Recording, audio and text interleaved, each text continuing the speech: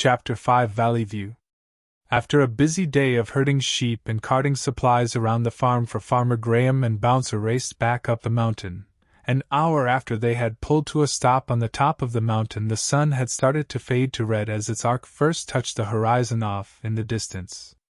As the color of the sky changed from light to dark blue, on its inevitable journey to the black of night, the moon took over responsibility for illuminating the world.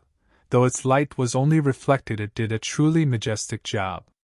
"Right then, Graham, what's next?" asked Bouncer. "Oh, I don't know, Bouncer. I was kind of hoping we can just stay here, to be honest. Don't get me wrong, I love adventures in space and all the rest, but there is nothing quite like a busy day on the farm, followed by a quiet night in our shed. Defo, Graham, just being back is amazing. Even with all the work Farmer gets us to do, it's far more relaxing than running around chasing and being chased." Looking around the valley before turning to face his friend, Graham replied, "Right then, it's agreed we're not going to go anywhere anytime soon then." Bouncer, looking very pleased with that, turned to Graham. "Defo. Race you home?"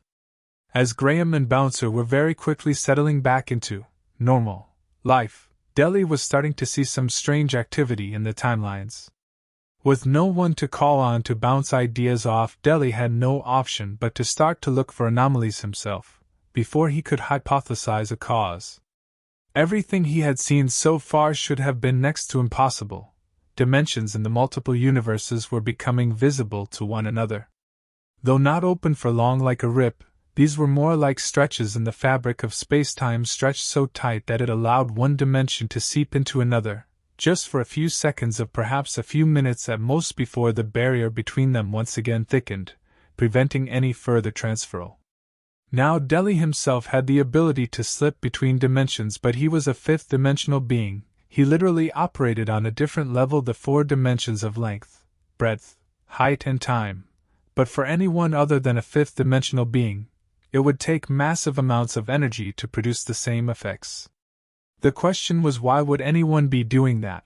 Or rather, how could anyone be doing that?